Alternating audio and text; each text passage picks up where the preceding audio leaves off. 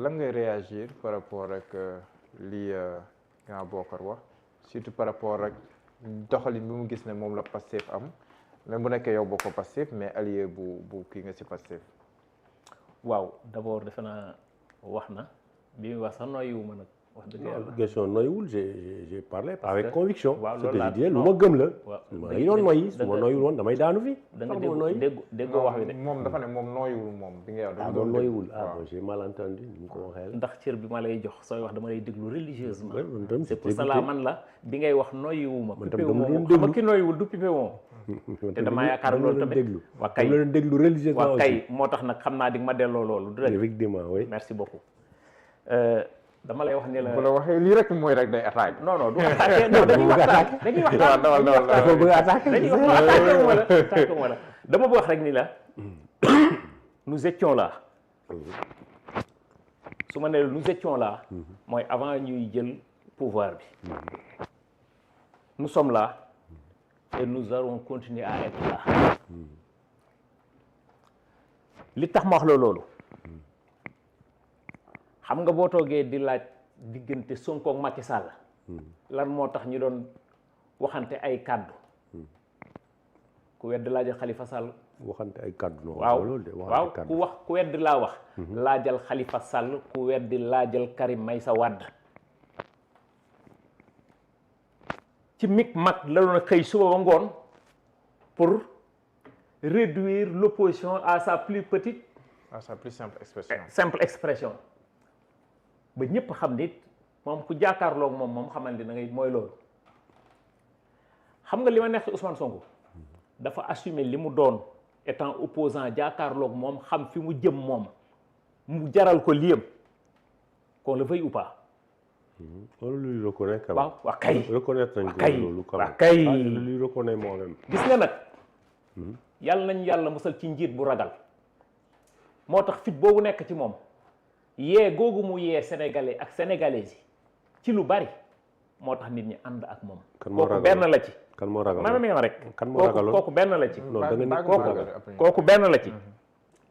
ñaar xam nga booy yee aw askan du xaalis boo leen di jox man de maa ngi bëgg a def ay fan nag ci ay ma ne ay at. am naa ay at du ma màggat trop. mais tam du ma xale trop. macha allah yaa ngi man de ci ñoom laa gis ci meeting ñuy dagg billet pour dugg ci biir meeting ba ci ñoom laa gis nit ñi di cotiser di leen jox au lieu que bu nekk inverse bi kon kooku am na fu ko nit ñi teg wax naa ko fii dinaa continuer di ko wax amul façon nit bu amul xam-xam bu ñu gisul fii.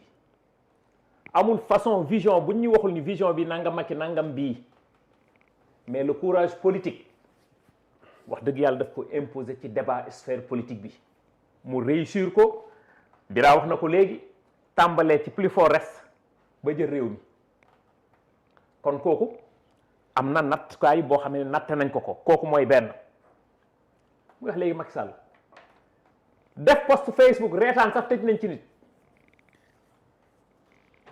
bracelet Pastef nga takku sax ñu jàppale tëj yépp gis nañ ko fii moo tax man la sànq ñii mënuñu fi jox nit ñi ay leçons de morale beneen bi ci des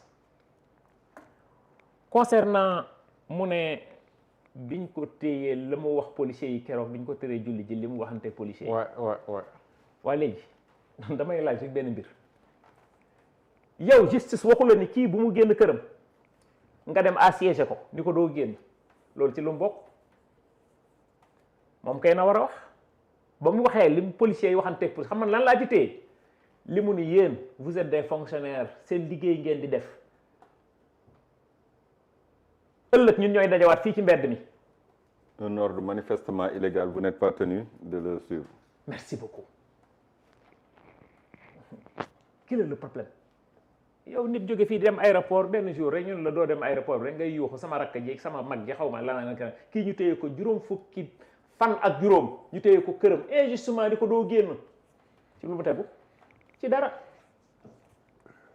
ci ab croyant dañuy wax waxu sensibilité booy wax ñu naan non non kii sax xam bi mu bëggee dama ne la ajjuma sax bu génnoon ni day julli ji ni ko doo julli ji loolu moo gën a graaw dëkk bi li fa amoon ci ay injustice moom bu ñu toogee di ko wax sax dañuy perdre suñu temps ñu revenir ci propos yi nga xamante ni vraiment dinañu avancer la wax na ko léegi nee na Macky Sall a fait un bilan économiquement boo xam ne ay réalisations. non balaa ñëw si réalisation président Macky Sall yi. waaw diggante président Bassirou Diomaye Faye ak Ousmane Sonko dem situation bi. waaw moom nee na nen ko assumé ñoom ñaar. waaw nee na moom day ñaawlu sax en tant que républicain car di nga xamante ni jàpp na ne ay ñooñ Pastef ñoo koy si président. de la République mu jàpp ne. président Ousmane Sonko bu neexoon moom mbir yi taq. waaw loolu lan nga siy réagir. lan laa ciy réagir. waaw merci beaucoup. gis nga ñi ma tuddee kulu yi ñi ma tuddee le consortium d'intérêt am na sax ñuy daw si du dugg si nii dañoo bëgg a dugg di fëgg buntu ni yee dañoo bëgg a dugg si. ñooñu sax est-ce que duñu ay espion pour xool lu ñuy jël si après pour lu ñuy yóbbu dañoo dem campagne ñoom ñu am fu ñu bokk ñi nekk dans l'opposition ñu dem bëri ñu dóor leen ñu dem toogi ñu tuddee leen le consortium d'intérêt ñoom la ba tey xale yi di leen woy les kulu kon bu fekkee ne ñooñu tey dem nañu bay ñëw di fëgg bunt naan dañuy war a dugg si mais ñu amuñu gàcce ñu am rusukaay sax ñu am dañuy pour dugg si beneen bi ci des Mohamed la légitimité populaire ku mu neex ku mu naqari ci biir parti bii di Pastef ci sphère politique bii Ousmane Sonko la président Diomaye bii nga xam ni c'est le président de la République gardien de la Constitution chef suprême des armées et de la magistrature clé de voûte de toutes les institutions c'est lui qui nomme les emplois civils et militaires c'est lui qui porte la signature du Sénégal moom mooy faire respecter la loi dans ce pays. xam nga boo fàtte de protecteur des arts et des lettres. merci beaucoup ma dolli ko ci bira loolu yépp ay pouvoir am la looloo tax ñu ne la légitimité constitutionnelle moom la mais président boobu xam nga lu tax uma problème ci diggante Ousmane Sonko ak Diomaye parce que Sonko ak Diomaye kii dani man maay Sonko kii ni man maay Diomaye kooku benn la ba keroog may gis nag le contraire de ça kooku mooy benn deuxièmement Diomaye bii son excellence président de la République moom moo ne wër naa fukki at pour fal kii moom mu fal ma ci fukki fan du noonu moom moo ne waxuma la lorgner chaise bi bu ko xool bu ko bëggee na ko xool waxuma mu lorgner chaise bi kon man lan moo tax may dugg ci diggante boobu man nee na jàmm rek laa ko yéene kee tamit ni jàmm rek laa ko yéene ñu ngi liggéey kii il exerce la plénitude de la fonction du chef de gouvernement qui exécute la politique du chef de l'État le chef de l'État qui détermine la politique de la nation pourquoi man may dugg ci diggante boobu di ci wax képp kuy wax ci diggante bii loo xam ne da ngay ñaan pour ñu fantasiroo bëggoo réew mi léegi nag ñi nga xamee ne dañoo jàppoon ni ñoom dañoo bokk ci ñu yàq réew mi mooy le consortium d'intérêt nañu toog fa ñu toog ñoom lu ñuy wut si ñu ngay dem Diomaye président rek waaw non may ma rek may ma xam nga man je parle sur des faits ak nit ñi man tam xam nga wax na ko moom wax na léegi am na mot bu mu utiliser léegi di wax ni xaw ma du ay sucette fii les délices du pouvoir ñun dunduñu pouvoir ñun dañoo war a nekk jaamu askan wi man loolu laa gëm man miy wax ak yow je n'ai jamais travaillé pour l'État du Sénégal jamais de la vie maa ngi doog a dugg pour liggéeyal état sama réew ngëm-ngëm la j'ai toujours travaillé dans le secteur privé ngëm-ngëm la nous avons du pain sur la planche moo tax bi Ousmane Sonko di wax naan am na ñoo xam ne dañoo jàpp ni dañoo war a fii embourgeoisé wu du fi am parce que dafa am fu ñu fekk réew mi am fu ñu ko war a yóbbu nit ñi am ci ñun yaakaar ñu teg ay politique xam nga un plan de redressement économique endogène et non exogène endogène cette endogénité ñun ñoo koy dékku ñafeel ko suñu bopp ba yóbbu fi ñu bëgg a yóbbu Sénégal kon ñun am nañu Côte d'Ivoire mooy ngeen dem lebi ji Côte d'Ivoire endogène mooy ngeen dem lebi Côte d'Ivoire doon woote waaw est-ce que rupture ñu doon woote waaw sànq ñu ngi tudd defe naa am na ko fi tudd le livre solution de Ousmane Sonko ak demee mais rupture yu ñu doon woote ak discours yaa ngi wax le discours ak courage bu président Ousmane Sonko yaa ngi koy wax est-ce que à l'épreuve du pouvoir discours ñoom ba doon am ba sa premier ministre ko am ba tey waaw mais est-ce que à l'épreuve du pouvoir yaa ngi gis que loolu dans les actes de tous les jours yaa ngi koy gis ci premier ministre ak le gouvernement mais maa ngi koy gis xamul tamit la maa ngi koy gis oui xamul tamit la maa ngi koy gis oui xam nga moom laa tàmbali woon sànq di bëgg a wax nga dema non après dañ ci dugg parce que doo bëgg des fois bon débat bi ak kii bi voilà ñu duggante ñoom ñi nga xam dañ fay jóge ba man may yaakaar ne am na APR existé wul ñoom nañ dem rek organiser meeting léegi nañ xam ku nekk li ngay peser nañ génn fee léegi ni ñoom APR dañuy meeting léegi dañ xam ku nekk li ngay peser ak képp rek ku wóolu sa bopp ni da ngay meeting demal fee nga meeting ci nga xam nag ni golo ci ndigg lañ koy yeew la ci tànk la ci loos cab bi jaru ko ñun dañoo am lu ñu donn li ñu donn ci ñoom ñi lañ ko donnoo ñoom ñii waa APR ci ñoom lañ donnoo réew mii fu ñu wax léegi ay waxu réalisation Mohamed bépp réalisation bu nekk ci réew mii jàppal ni yow da ngay continuer di ko fay loolu ci 23000 milliards yi la bokk de aéroport bi c'est plus de 500 milliards da nga koy fay. mais c'est normal. yaa may dégg c'est très normal. ah centre Abdou Diouf bi c'est plus de 70 milliards da nga koy fay. stade Abdoulaye Wade 156 milliards da nga koy fay. arena bi da nga koy fay. terre bi 1200 milliards da nga koy fay. na cité des Nations Unies bi 176 milliards da nga koy fay. autoroute kilomètres yi ngay gis fii muy labari benn kilomètre minimum c'est 3 milliards 500 par kilomètre da nga koy fay. BRT 148 milliards da nga koy fay. dama ni la fii xoolal bépp édifice autopont yi nga gis nii ñu naan autopont yi rafet nañu benn autopont bu nekk dañ koo facturer 13 à 14 milliards jox ko une société française bu tudd Matière da nga koy fay. man nangu naa fay mais na fekk loolu kay projet la jëla sa xaalis def ci amul problème mais yow li nga leb yépp ci alal li nga am yépp ci alal ci koom dugal ko ci réew mi ba pare yow maa ngi lay wax sànq ni la lan 12 ans 0 industrialisation tu ne détiens rien de ton économie tey jii mu ngi nii toog 2 ans 0 industrialisation waaw defal ndànk rek bul ni 0 industrialisation bul ni 2 ans 0 industrialisation ñun mu tuuti mu bëri dañ doon ñëw Macky Sall fii la taxaw ni gerte gi dañ koy jël yóbbu ko Chine fii la taxaw wax ko ñun nous sommes pour l'industrialisation Sonacos sénégalais nga de Sonacos yëpp tëjoon dugal ci boutique léegi nga tàmbalee gis diwlin niinal ubbi nañ Sonacos yi ñu ngi defar suñu diwlin niinal ñoom amuñu ko woon bu njëkk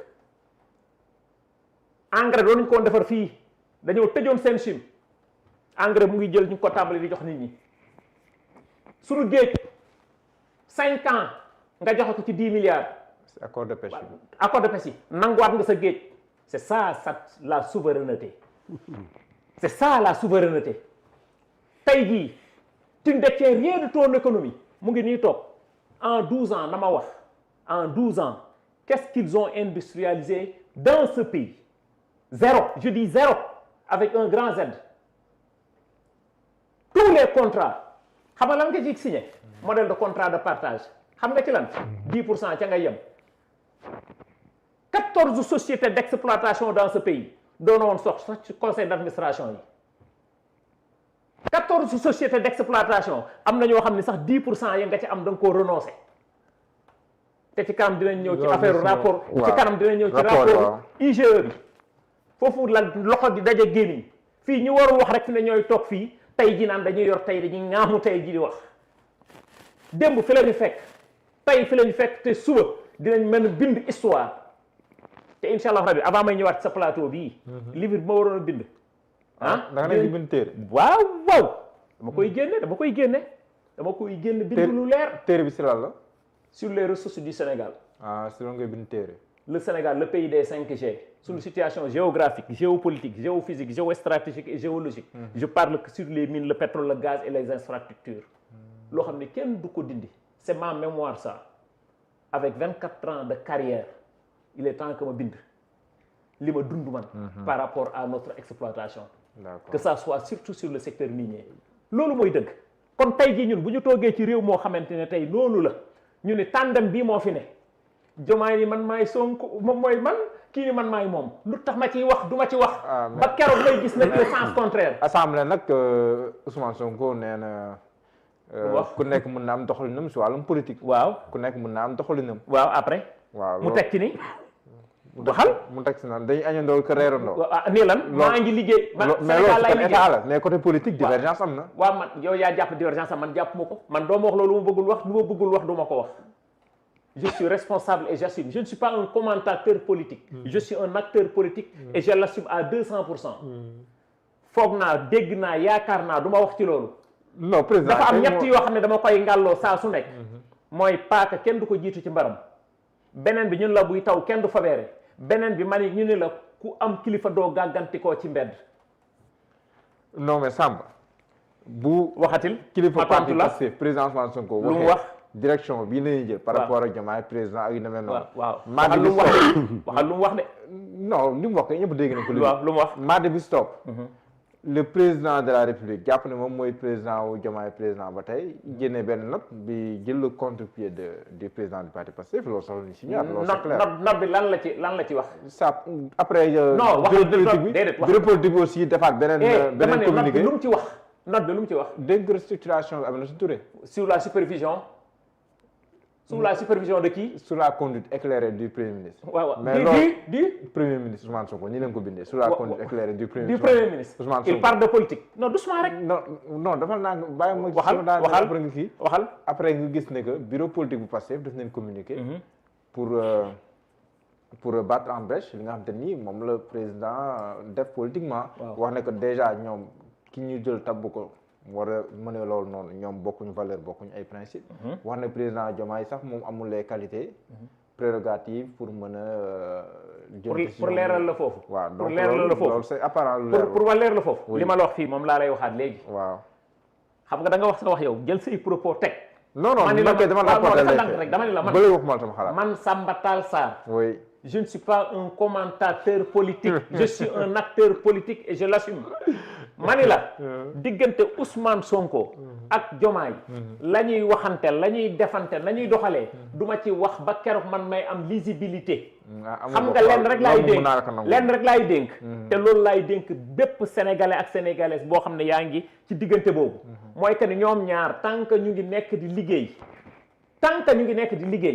kii nekk président de la république moom moo fal premier ministre boobu nekk chef de gouvernement di ko jox ay pouvoir yoo xamante ne dafay exercer la plénitude de la fonction du chef de gouvernement moom le président de la république nekk fa mu nekk di déterminer la politique de la nation bi may dénk bépp patriote bi nekk ci biir réew mi ak bi nekk ci bitim réew mooy ñu jàppale seen parti jàppale seeni leader ba keroog ñuy am lisibilité ci lii nga xam ne jàpp nañ ni Calla Mbeer la woo c'est du salbendom woo man du ma nekk fii di commenter de du ma nekk fii di commenter naan seeg naa yaakaar naa de nangul naa la ko di seet du ma ko def nangul naa la ñii ñaar daal tandem la kii président la kii premier ministre la kii moo am légitimité populaire fukki fan nee na joxañ naa kii ñu dem voteel ko kii ñi xam moom lañ joxañ moom moo ne waxuma bu mu piis bët bi kon siège bi na ko xool moom moo ni politique bu ñu naroon a boole ma bàyyi moom moo ni fukki at maa ngi koy wër di ko fal mënu ma koo fal